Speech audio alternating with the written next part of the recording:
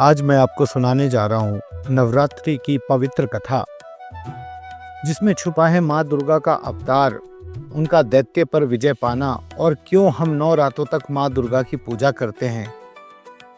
यह सिर्फ एक पर्व नहीं बल्कि सत्य, शक्ति और भक्ति का महापर्व है। राधे राधे दोस्तों, स्वागत है आपका अरिहंत दिव्य कथा में।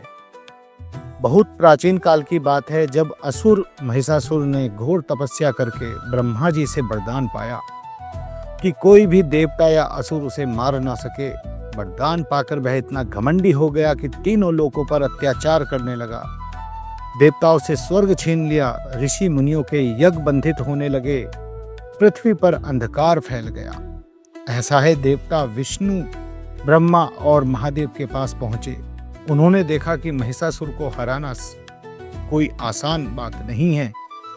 एक ऐसी शक्ति का जन्म हो जो किसी देवता या असुर के वश में ना हो, बल्कि सबकी सामूहिक शक्ति का रूप हो। तभी तीनों देवों की शक्तियां एकत्र हुई और एक अद्भुत तेज से मां दुर्गा का प्रकट्य हुआ।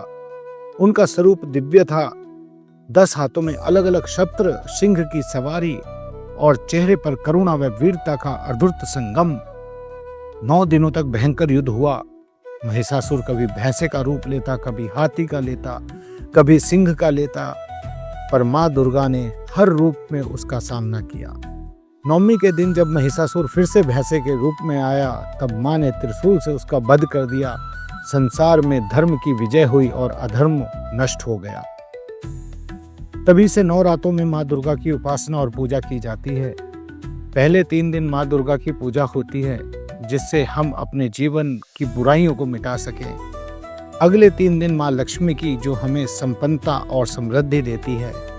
अंतिम के 3 दिन में माँ सरस्वती की, जो हमें ज्ञान और विवेक प्रदान करती है।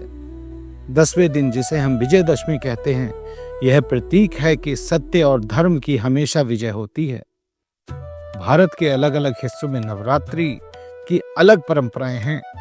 गुजरात में गरबा और डांडिया, बंगाल में दुर्गा पूजा, उत्तर भारत में रामलीला और रावण दहन, और गांव-गांव में 9 दिन तक व्रत व अखंड ज्योति।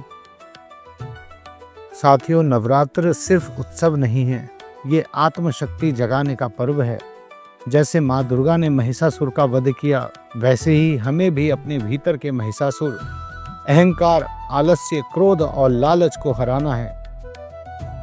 नवरात्र हमें सिखाता है कि जब हम सत्य और भक्ति के मार्ग पर चलते हैं तो असंभव भी संभव हो जाता है। माँ दुर्गा की कृपा हम सब पर बनी रहे।